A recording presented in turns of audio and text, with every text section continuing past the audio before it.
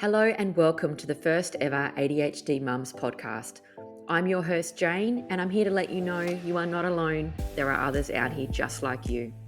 This is a safe place where we will talk openly about our struggles with having ADHD, being a mum, and dealing with life a little outside the box.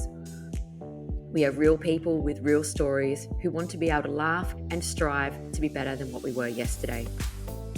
I will endeavour to be short and sharp. We are ADHD mums, we are time poor, we do not have time for waffle and long episodes. That will be my goal. However, we all know ADHD mums, we're going to get sidetracked. I will do my best. I'm a 36-year-old mum of 3 who was diagnosed with ADHD a little over a year ago. And I'm here to help you live out your life to your full potential with a diagnosis or without one. I run a telehealth psychology company myself, and I'm passionate about helping others take back their life and having a great time while doing so.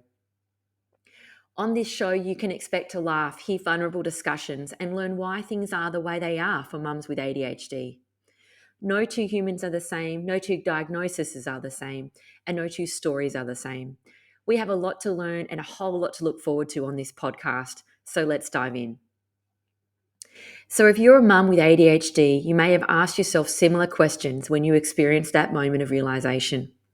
You may have had a sense of, what's wrong with me? Why is this so hard? You might have battled continual overwhelm or burnout. You may have been misdiagnosed with depression and anxiety and just taken one of your kids' Ritalin by mistake and thought, oh my God, this is working. Everyone has a different story. Why does everybody else seem to know what's happening at the schoolyard? Why does everybody else seem to know exactly what day and what time to do everything?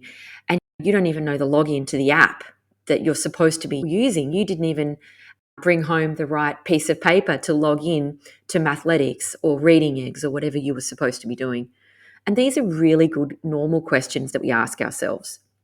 It's something that feels really personal because we as mothers never want to fail our kids. We always want them to have what they need. But we seem to put a lot of pressure on ourselves and we blame ourselves.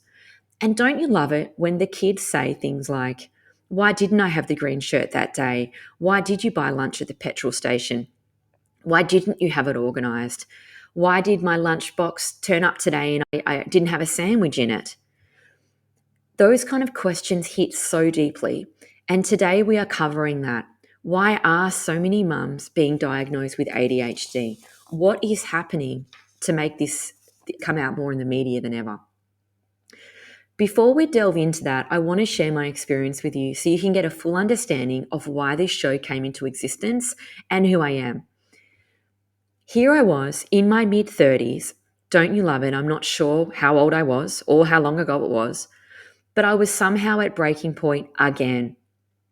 I'd been experiencing severe burnout for years. My entire life, I cannot remember ever having a balance. All I remember is go on the accelerator or brake because I'm dying. There was no in between with me. And it seemed like there was no matter what strategies I tried, nothing was working. And there is nothing more terrifying as a mother than when your oldest child hits prep. It is mayhem. It hit me hard with the realization that I couldn't keep up. Previously, I had 3 kids under 3.5, just craziness. And they were in daycare and I was working.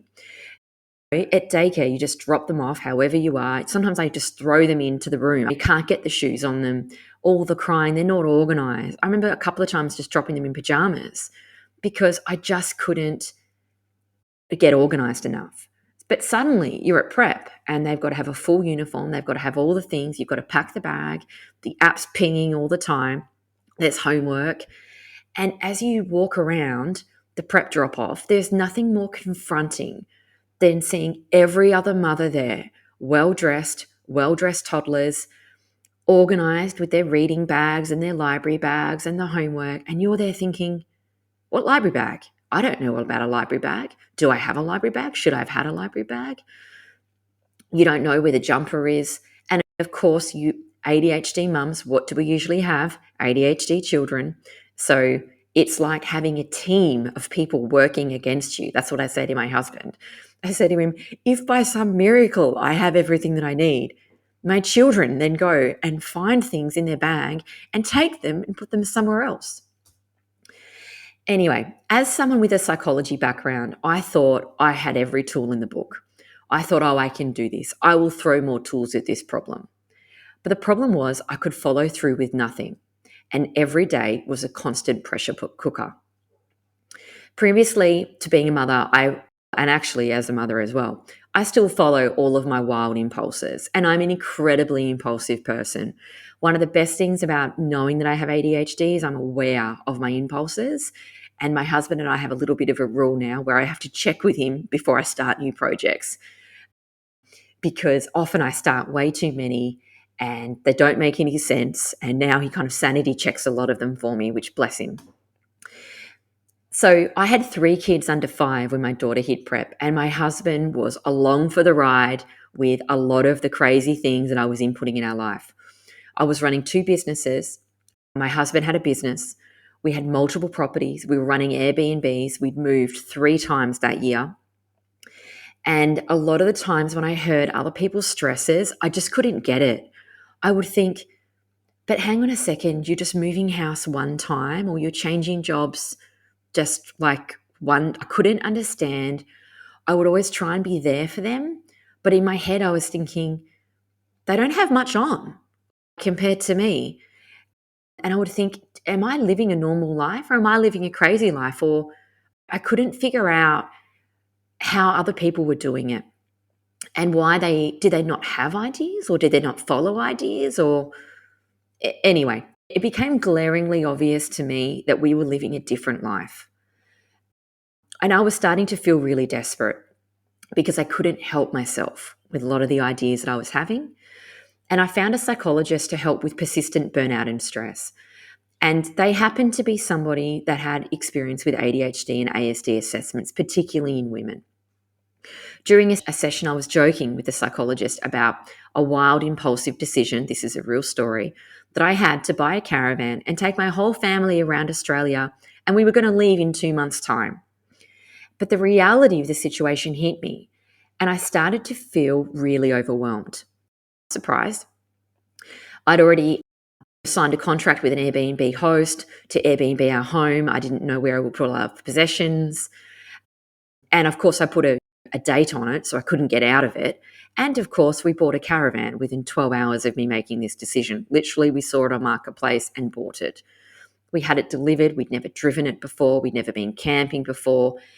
And suddenly I was in this position where we had no choice but to leave. And that's when the psychologist suggested something that was completely unexpected. He said, I think you might have ADHD. And I laughed and I said, oh no, I'm a highly efficient person. Those people, no, I'm not like that at all. Completely denied it. And he said, look, let's just run through the testing anyway. As we went through the questions, I found myself trying to deny all of the symptoms. Don't you love that?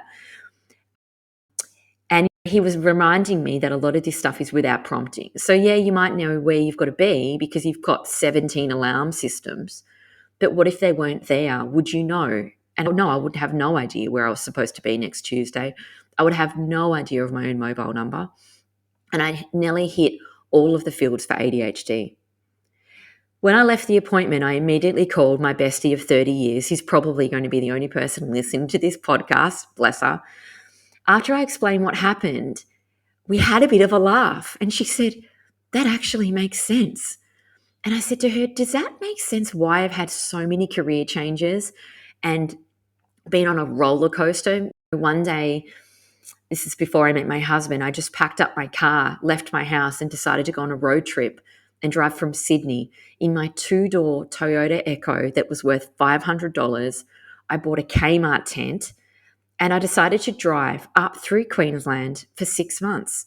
I'd never camped before. I had no fridge. I had no idea how I was going to make any money. And that was, funnily enough, the trip that I met my husband, which was funny because you have to think to yourself, what did he see in me? This crazy woman driving around in my 2-door car. Anyway, that's another story for another day. But it did make sense to me as to why I'd lived the way I had and why I was struggling with the simple things.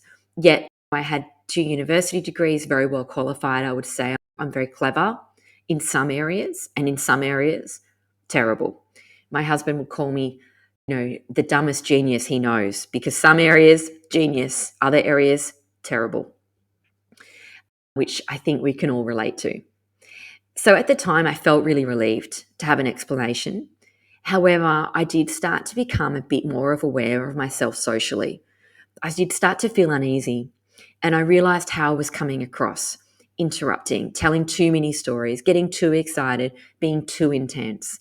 And I did start to feel a little embarrassed, and I was starting to overthink everything.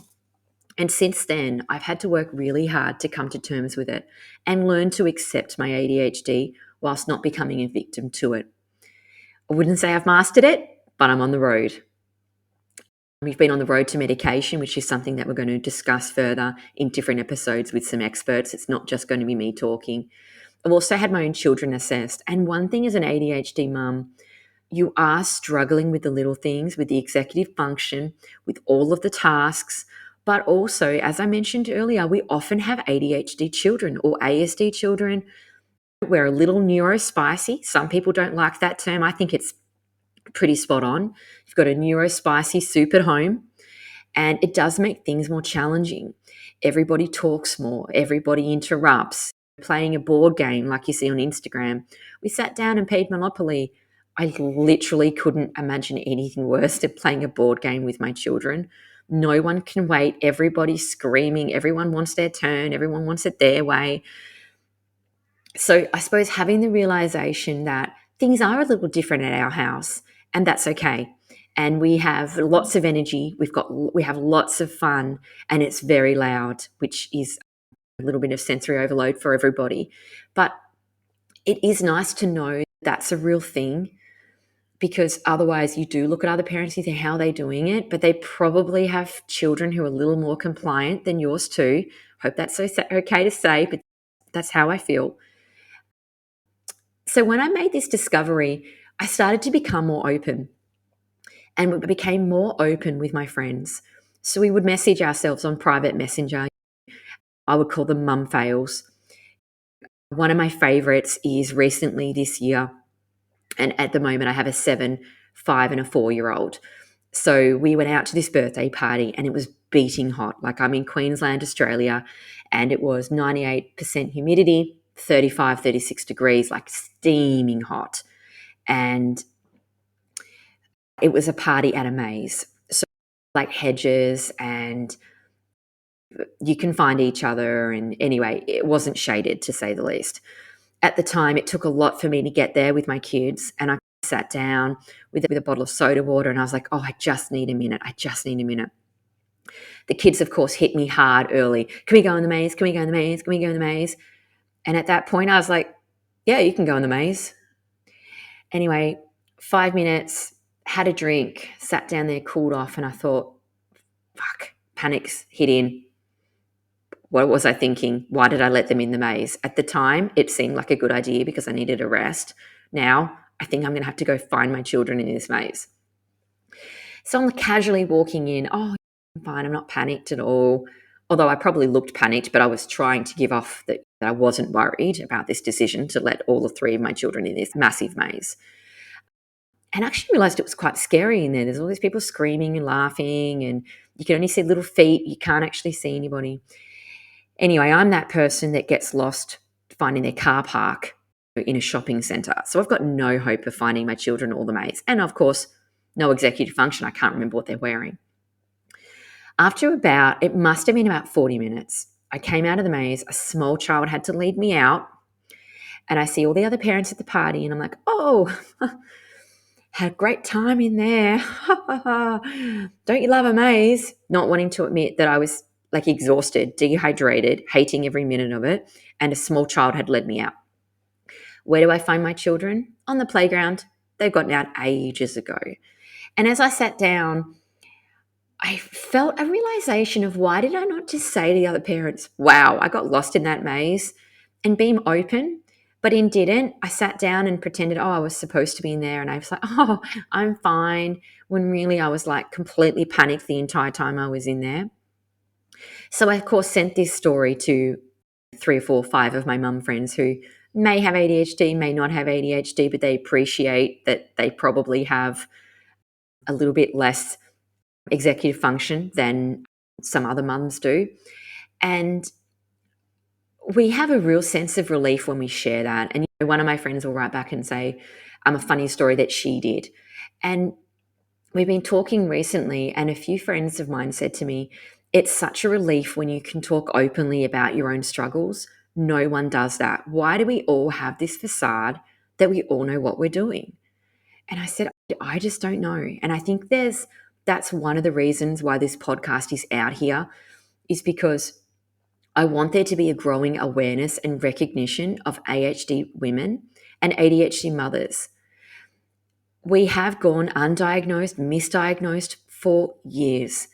We've been maybe on medication that doesn't work, been given techniques we can't follow because our brain doesn't work that way. And this has led to significant challenges and struggles in our daily lives for the last 10, 20 years. We have maybe been told for years we're not reaching our potential because our brain doesn't work that way at school. And we know that ADHD symptoms presents differently in women compared to men. We know that we're probably a bit more inattentive than hyperactive, and it makes it harder to recognize the symptoms. And we, of course, are driven to fit in as women. We know that motherhood can be particularly challenging for women with ADHD. Demands of parenting exacerbate symptoms, hands down. For example, I never know where I've parked my car, and that's all fun and games when you're a single woman and you've got lots of time and you can have a laugh. It's highly frustrating when you have a newborn that's crying. It's highly frustrating when you have toddlers that won't walk. It's highly frustrating when you can't go check another area quickly and you're trying to pretend that you've got it all together. And you're watching everybody else park and walk normally, like parents, and you're thinking, why did I not write down? Why can I not remember this? It's difficult to maintain a consistent routine and to juggle multiple tasks. And we're also held to a standard of mothers that can do it all the time with multiple children. And our kids like to tell us where we failed all the time. I think as well, one of the things that has been missed is that as single women or married women without kids, we may have had access to coping mechanisms that we just don't have access to as mothers. For example, when I was married without kids and when I was single, I liked to exercise. I liked to go to the gym. I liked to go to yoga. I liked to go to the beach. I liked to be active. I loved to swim. And I had views that I would be able to do all that as a mother. I had no idea. I'd never held a baby before. I had my daughter and I'd moved to be with my husband who lived in a different area to me. He owned a business and it wasn't on the cards for him to move. And he lived on the beautiful Sunshine Coast.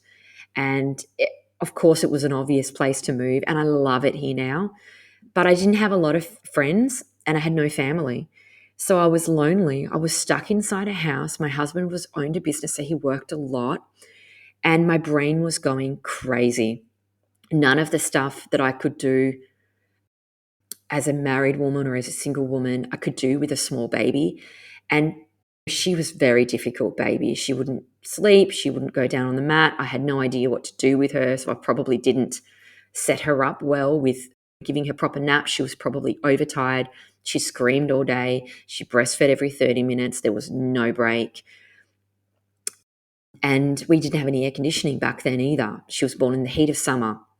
It was hot. I was exhausted. And I would say that my brain was still revving though. And when I mean revving, the only way that I can describe it is that it was a car revving in a driveway all day. It wasn't going anywhere. It wasn't doing anything.